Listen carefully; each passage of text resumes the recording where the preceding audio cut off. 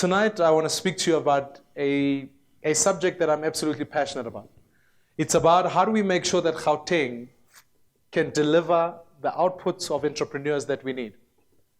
In many ways, and in many ways, the discussion that we ought to be having as South Africans is not only just about how do we do 6 million jobs, but rather how do we talk about 1 million entrepreneurs. I'm of the view that if you look at our labor market, 48% of it is constituted by small businesses who hire between 4 to 5 people.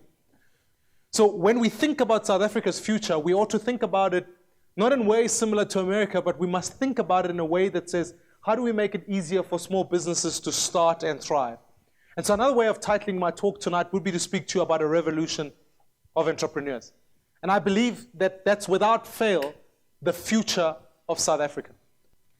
I think when we live here, let's not kid ourselves. Gauteng faces, in some ways, high levels of unemployment. There are South Africans who are seeking for work here. I can safely say that figure is between 1.8 million to 2 million South Africans who are seeking work. The broad definition of unemployment, in fact, the stricter definition, is started at about 34% as our levels of unemployment. I know the labor surveys kind of put the number, but just as a proportion of society, Gauteng has got about 34% of its own working population unemployed. 65% of that is young South Africans between the ages of 25 and 40. That indicates a society where the majority of your labor force who should have been working are struggling to find work. So the crisis of youth unemployment is one that is hitting levels that I think will begin to challenge us as a society. I argue before you why I talk about a market-led economy is not to the exclusion of business, of government. I think governments have a role to play in intervening in society, but one thing we know about government is that governments should not be running businesses. Businesses should be running businesses. So what do governments do? Before I get into that, let me talk to you a little bit about what government ought to be doing in order to release a revolution of small businesses.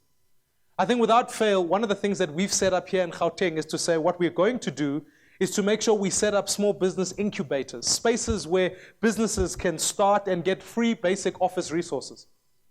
I put it to you that by the end of this election, we hopefully, if we're in government, we're going to avail the majority of government-owned buildings at R1 a year to businesses who've got great ideas. The inhibitor to people doing business has everything to do with those businesses being able to find the right infrastructure in order to trade. We're saying, let's make that easier. The second thing is we want to make sure that there are opportunity centers where entrepreneurs can be able to access support services from government more easily and more readily before. And by support services, as one who's grown up in Soweto and Dobsonville, I know exactly what happens when you're seeking information about finance, about anything. You think, you guys are here, I'm sure you have syndicates at a master's level, you have small groups. Those act as social capital that can give you information. An average child in Soweto doesn't often get that. So when you start a small business, where do you get advice about how do you do your tax, etc., etc.? We have to make sure that we give opportunity cards to entrepreneurs as a means for them to access credit. For one of the challenges for startup and small businesses has everything to do with where you access that credit. And then finally, we're going to be rolling out an academy for entrepreneurs here in Gauteng. Because it has to be led by small businesses who take this country forward. I think without fail, if you understand why small businesses will do that, it means you increase ownership.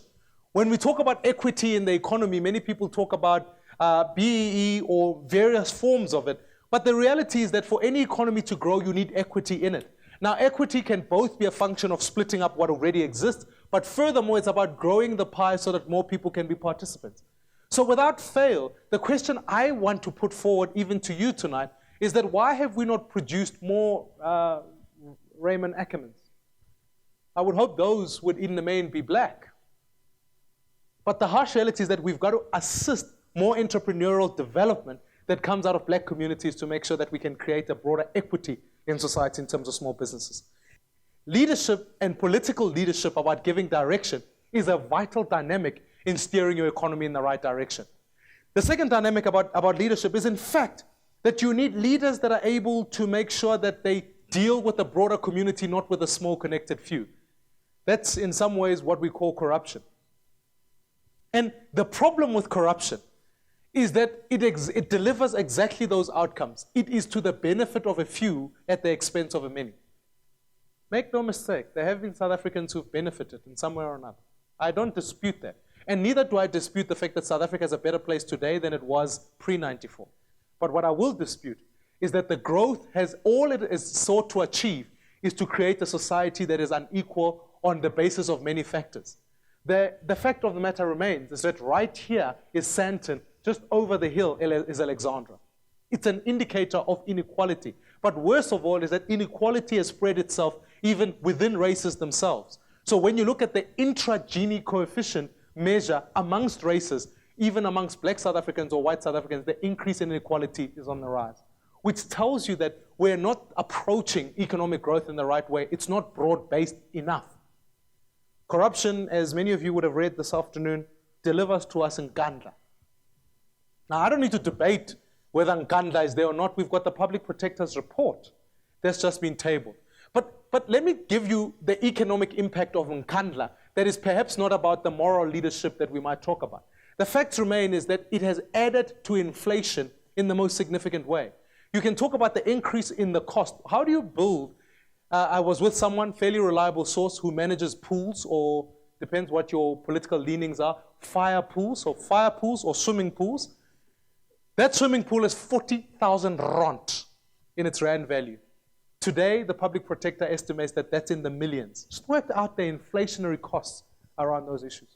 The third issue is that when you give the right leadership, you can grow your economy. Our economy, and this is a comparison, under President Mbeki was at 4.5%, under President Zuma it dwindles between 1%. The third quarter of last year was at 0.7%. When you start to produce economic output like that, you are diminishing your chances of being able to create employment. The only future for South Africa is, in fact, that we have to grow our economy at 8%. The Reserve Bank argues that and we've got a model that we've tabled, it's been tested by National Treasury to say if you grow the economy at 8%, you will halve the levels of unemployment within a short space of time. And it's not impossible to grow at 8% considering that other African nations are already growing at levels of 5-6%. So we are starting to become that nation in Africa that is underperforming in contrast to the rest of the continent. I know many people say, but some of the African states are coming from a low base. I beg to differ. There are some nations who are coming from a very good base and are growing their GDP output faster than we are. So if I was to say a tongue-in-cheek comment, I would say this: dear Mr. President, perhaps it's time that we do think like Africans. So if I summarize the point then, to talk about opportunity cards, opportunity centers, and an academy for entrepreneurs, what we know for sure is that Gauteng owns 55% of the land. Government owns that. So when we talk about land reform and urban land reform, we must discuss how government must take a lead in this regard. I think our vision is without fail to put the best business ideas in the right incubators. That's why our offer on 1 rand lease for a year is such a viable one. It says, if you come up with the best idea, we will give you the space to do it. We were studying a report this afternoon about more schools in the Western Cape being able to get access to ICT infrastructure. Now, infrastructure, the same as what roads are, ICT is as vital as that. We know if we could roll out ICT infrastructure here in Gauteng, we could add at least 1% more to our GDP output. These are critical investment options that we must put forward. I think we've got to have a revolution of leadership that says we are of service to the people, not the other way around. So I've given you that whole rant, I hope, to say this to you, that I think what Gauteng and what South Africa needs is change. See, democracy does not survive unless there's change from one party to the next from time to time. What change would do to this province, it would make sure that when you have a state that is incapable of delivery, it means it's not hiring people who have the capacity to deliver. What you've got to be able to do is reset that button and be able to hire people that have got the right qualifications to be able to do the job. And this is where cadre deployment, in fact, undermines government's ability to be able to deliver. When the National Development Plan says we must professionalize the civil service, it is speaking precisely to having a state that is capable. But change is critical equally so because, I don't know about you, but I like cricket. I like all the sport. But I also like cricket. I watch enough rugby. I watch enough football. I'm glad about the results of the weekend derby, but I won't send, But one of the things you learn in cricket very quickly is that you should never judge your score until both teams have batted on it. And it's true. We cannot judge our democratic and we cannot judge the quality and the sustainability of our democracy until another team has batted on it. It doesn't help us changing the rules. It doesn't help us criticizing institutions like the public protector. What we desperately need is another party to be able to run what is happening so that we can conclude whether the rules are bad or not. But in the absence of another party being able to test out the same rules, you can't make the same argument.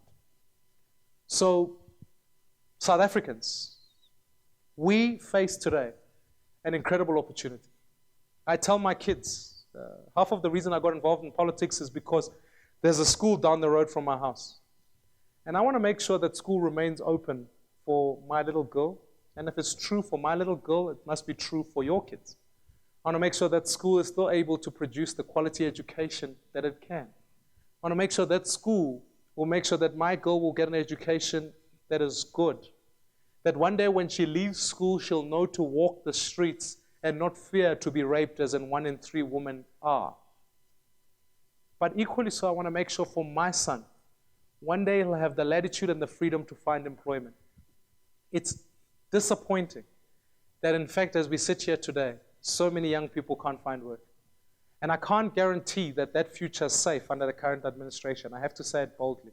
As one who's voted for the ANC before, I accept that I think South Africa can do with a bit of difference going forward.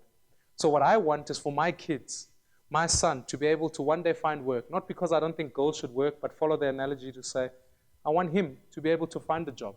I want him one day to be in a competitive environment that will make sure that he's not judged literally by the color of his skin, but indeed by the content of his character.